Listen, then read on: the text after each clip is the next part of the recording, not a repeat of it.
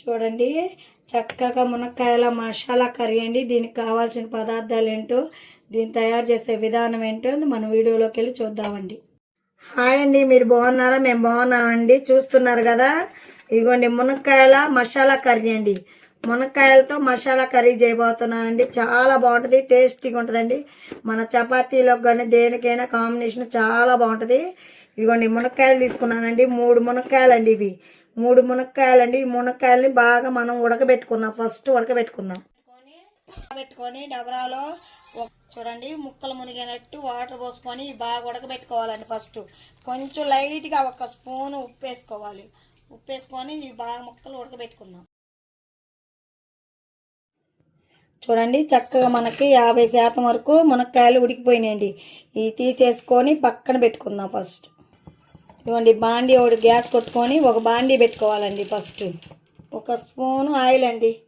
1 spoon కొంచెమే లైట్గా oil వేడెక్కింది కండి.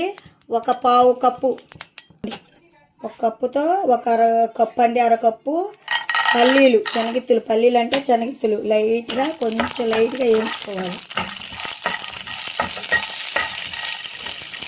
కొన్ని ఎండుమిరకాయలండి. ఎండుమిరకాయలు మసాలా తయారు చేసుకున్నామండి. ఫస్ట్ మసాలా తయారానికి ఇవన్నీ అండి. మునక్కాయల మసాలా అన్నాం కదా, మసాలా తయారు చేసుకోవడానికి ఈ ఎండుమిర్చి, ఈ పల్లీలు వేయించుకున్నాం. వేయించుకోవాలి లైట్గా. మనం పల్లీలు ఎండుమిర్చి లైట్గా వేగుతున్నాయి కదా. ఇప్పుడు వేగే లోపల మళ్ళీ ధనియాలు 1/2 కప్పు ధనియాలు, 1/2 కప్పు ధనియాలు కూడా వేసుకున్నాం. వాసన పోయేటట్టుగా లైట్గా వేయించుకున్నాం. ధనియాలు ఇవన్నీ వేగుతున్నాయి కదా. ఇప్పుడు కొబ్బరి ముక్కలండి. చిన్న కప్పుతో 1 కప్పు కొబ్బరి ముక్కలు, అవి కూడా లైట్గా వేయించుకున్నాం. లైట్గా వేగినాయిగా. ఇప్పుడు చెక్క, లవంగాయి, ఆలుకాయలు ఈ 3 కలిపి ఇవి కూడా వేసుకోవాలండి. తర్వాత 1 స్పూన్, ఇదిగోండి 1 స్పూను జీలకర్ర, కొంచెం 1 స్పూను ఇవి నూగులండి, 1 స్పూను నూగులు, కొంచెం కరివేపాకు మొత్తం వేసి లైట్గా వేయించుకోవాలి. ఇట్లా పెట్టుకొని వేయించుకోవాలండి, లేకపోతే మాడిపోతాయి. లైట్గా ఇలా వేయించుకోవాలి. శుభ్రంగా ఇట్లా వేగిపోయినండి. చూడండి చూడటానికే కలర్ఫుల్గా ఎంత బాగుందో. మొత్తం వేగిపోయినండి. పక్కన దించుకొని చల్లార్చుకొని మిక్సీ పట్టుకుందాం మనం. చూడండి ఫస్ట్ మనం టమాటాలు వచ్చేసి 4 టమాటాలు, 2 ఉల్లిగడ్డలు, 5 పచ్చిమిరకాయలండి. ఫస్ట్ టమాటాలు 1 ఉల్లిగడ్డ వేసుకొని మిక్సీ పట్టేసుకుందాం. చూడండి టమాటాలు మొత్తం ఇలా వేసేసుకొని మిక్సీ పట్టేసుకుందాం. ఫస్ట్ బాండీ పెట్టుకొని ఆయిల్ పోసుకోవాలండి. ఫస్ట్ 1 కళాయి పెట్టుకొని 2 గంటలు ఆయిల్ పోసుకోవాలండి. మసాలా కర్రీ కదా, కొంచెం ఆయిల్ ఎక్కువగానే పట్టిద్ది. 2 గంటలు ఆయిల్ పోసుకోవాలి మనం. నేను ఈ గంటతో 2 గంటల ఆయిల్ వేడెక్కిందండి. ఉల్లిపాయ ముక్కలు, కొంచెం ఆవాలు, కొంచెం జీలకర్ర, కొంచెం 1 కప్పు జీడిపప్పు,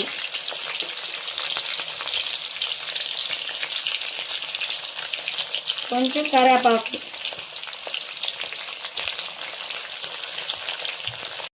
ఇవన్నీ కొంచెం లైట్గా వేయించుకుందాం మనం. చూడండి ఇదిగోండి టమాటా పేస్ట్ మనం మిక్సీ పట్టుకున్నాం కదా, అది ఇప్పుడు దీంట్లోకి వేసేసుకుందాం. మనకి టమాటా గ్రేవీ కూడా వేసుకున్నాం కాబట్టి ఫస్ట్ ఇప్పుడు దాంట్లోకి 1/2 స్పూను పసుపు అండి. ఇప్పుడు కొంచెం ఉప్పు వేసుకోవాలండి. 1 స్పూను మన తగినంత గల్లుప్పు.